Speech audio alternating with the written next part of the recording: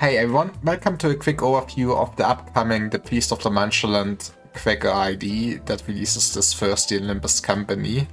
He is a bleed tank with a bit of Rupture sprinkled in, but he mostly gonna have, in my opinion, a supportive role in a Blood Fiend focused team because he should generate a lot of Blood Feast. And Project Moon cooked, and we have 2 pages again, so let's start with his unique buffs. Firstly, he has Ailing Heart. On turn end, he gains 1 stack of it. On turn start, he gains defense level up for every X stack. At the first HP threshold, he gains defense level based on stack, and at a lower one on hit with base skills, he will heal stack times 5% of damage dealt on hit as HP. So basically this buff makes him tankier, and once he has enough damage he will also just heal thanks to it. Then he has Bloodied Hand. It looks very similar to the Scissor Blades of the Barber ID, so I assume the numbers will mostly be the same. The only difference is that at Bloodied Hand 2 he gains offensive level up based on the stack without defensive level down, and on 3 he gains more offensive level up and additionally inflicts more Rupture and Bleed on hit with his base skills. So pretty neat, and yeah, I assume that will just be the same, that at plus 10 you will be at Bloodied Hand 2, at plus 20 you will be at Bloodied Hand 3. Then to his normal skills. Let's start with his skill 1, 2 coin skill. On use he gains aggro, he is a tank, so that's pretty neat.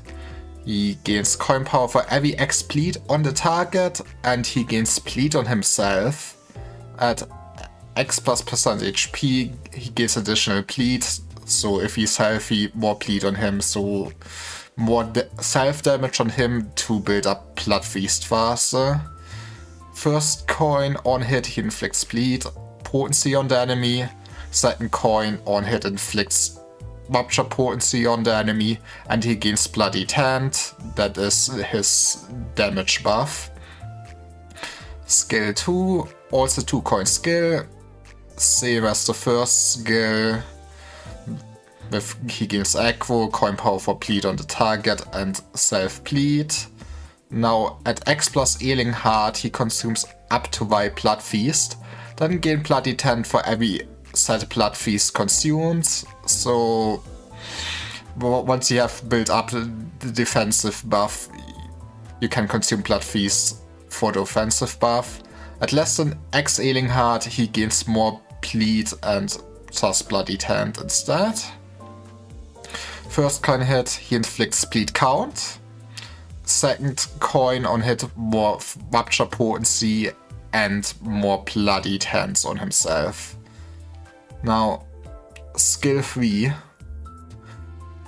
3 coin skill. On hit with the skill, heal X% of the HP damage dealt, so he does not need to build anything up, this is just straight up self-healing. He deals more damage for every X% missing HP on self. If the target has X plus bleed, more coin power, and then he consumes every extra stack of Bloodied Hand past X stack to gain the following effects. Heal HP on self based on stack consumed. If this unit consumed X plus stack, he gains more coin power. If this unit consumed Y stack, he uses the final coin. I assume it's 1 time. On use he gains bleed. And after attacks he heals also X% HP on self. Now first coin on hit he gains Bloodied Hand. Second coin on hit inflicts bleed count and inflicts Rupture count on the enemy. Third coin, more bleed on hit and more Rupture on hit. But yeah, as you can see, skill 3 is the only skill that even has Rupture count, and even then I kinda assume he will always be Rupture count negative, especially since he reused the last coin. I can really see this as best as being like 3 Rupture count, so this sometimes would be neutral, but that's also why I would say he's more bleed focused and all his conditions are also based on bleed, nothing Rupture. Then his defense skill. Combat start at X% HP, gain bleed and activate bleed up to Y times on self. Lose bleed count equal to the number of times it was activated. So if you for some reason build up a lot of bleed with your own bleed skills and also got count on him, I guess you can quickly cleanse all this bleed this way and you will still fuel up your Blood Feast. Combat start at less than X% HP, consume up to Y Blood Feast and heal the same value as HP. More self-healing on demand, sounds pretty good. Combat start, gain Ailing Heart. So this is the only way to gain Ailing Heart in his kit. So probably most fights you might wanna start with a block, or probably at least pretty soon, so you can just start gaining more Ailing Hearts passively, so he will be a better tank. Then to his passives, this first one, Blood Feast, just works like Barbar's Blood Feast.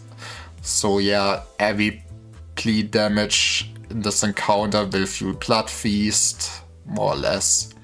Then for his unique passive, Self-Destructive Dedication. Turn end, heal X minus Ailing Heart SP for the ally with the least SP, excluding self or allies that are panicked or corroded. So this SP healing will work the best the earlier it is in the fight and he did not build up Ailing Heart yet. But I guess the beginning is also where you want the most of the SP regeneration, just so you can go to 45 quickly. Yeah, he will never heal himself and he will never be able to bring someone back that is at minus 45 SP, not even with this passive. Then, additionally, in this encounter, when this unit takes damage that brings the HP down to X, notify the damage, then this unit's HP cannot drop below X for the turn. So basically just like Kim's Unreal Landing, if he would go down for example to like, I don't know, 30 HP, it would then get nullified and he could not drop lower than 30 HP.